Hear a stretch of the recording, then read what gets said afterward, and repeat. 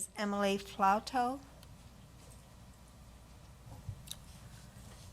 Good afternoon, welcome, and you have 3 minutes.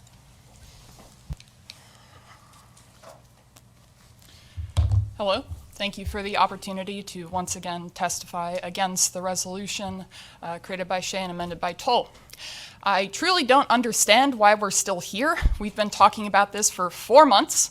This resolution has been subject to extreme criticism, several amendments, and was even sent back to committee where it should have stayed, but didn't. Throughout this lengthy process, several scientific inaccuracies in the original resolution and the amendments have not been corrected, but the members here have continued to use them to express hatred. People have come and gone from this seat telling you that you are wrong and explained what actual science says. At this point, there is no room for misunderstanding. Everything that happens from here on out is willful harm of Ohio children. Toll has amended this resolution to effectively state that the Board of Education does not support trans kids. The last time I was here, Shea made it crystal clear that he values the lives of cis kids over trans kids. Between the last meeting and this meeting, Board Member Hill appeared on the Buckeye School podcast, specifically calling affirming teachers and counselors groomers and saying that our goal was to normalize pedophilia. It's very, very obvious that none of this is about protecting kids. Instead, what you are trying to do is use children in Ohio as political pawns. That's far worse than anything I could do as a trans individual. I assure you that trans kids are already feeling the effects of this. I've been taking care of a trans kid who doesn't have a home to go to because their parents are abusive. They hate their school because they've begun to implement transphobic policies, because they are mistreated by students and staff alike, and because they are terrified of losing the joy that sports brings them. Yesterday they texted me and they said that they didn't know if they could keep going and they were considering killing themselves. And I just have to ask, what did they do to deserve that? I want every board member to look me in the eyes and tell me what we did to deserve this.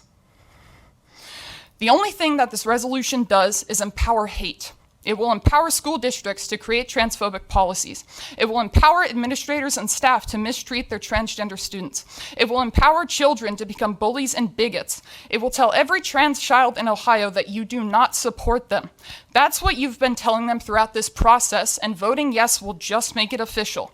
There's a correct choice here, and I hope that you choose it. Vote no on Toll's amendment, please. Thank you.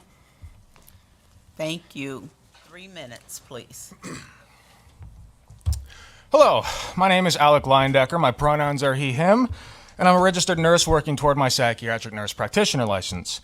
I'm here today speaking on behalf of my partner, a non-binary teacher, as well as some individuals who could not be here today due to stalking and harassment they've received since their last appearance here.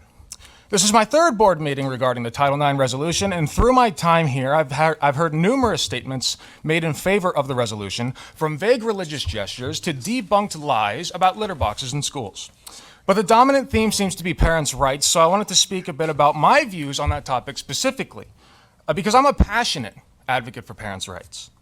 I believe in parents' rights to affordable prenatal care and childbirth procedures, as well as the equipment required to care for their infants, to maternity and paternity leave from work so they may spend time with their children in their most formative years, to affordable groceries and school supplies for their children, to ensure their children receive accurate education regarding the history of our nation from teachers who do not live paycheck to paycheck, the meals for their children, both at school and at home, and for their children to not go hungry or accumulate lunch debt, to be able to follow appropriate and medically supported procedures for their children, including gender affirmation, to safe sidewalks, bike lanes, and other infrastructure for their children, to have their children protected from bullying regardless of their identity. I believe in parents' rights to be gay and trans, to marry whomever they choose, to adopt children, to have their children taught that gay and trans people exist, to not have their children subjected to genital inspections, a practice supported in Ohio House Bill 151, which has been passed by the Ohio House of Representatives, to bring their children to child-friendly events of all kinds without having their lives threatened, a right which the terrorists in Columbus 2 Saturdays ago apparently did not believe in. And finally, I believe in parents' rights to have their children delivered back to them in the safety of a school bus, not riddled with bullet wounds and lifeless in a coffin. To my knowledge, the resolution Brennan Shea has proposed does not positively address any of the aforementioned rights, but instead ignores most of them, exacerbates some of them, and exposes queer children to ostracization and abuse. It appears to not be a parents' rights bill, but a queer restriction bill. Brendan's resolution poses a legitimate threat to the safety of our children. Its name is a lie and a mockery to the real issues facing the board's constituents, and it demonstrates a lack of foresight and care. As an Ohio citizen, I'm embarrassed that we are even having a conversation about whether a vulnerable group of children deserve the same rights as their peers and dressing it up as though it's a conversation about parents' rights.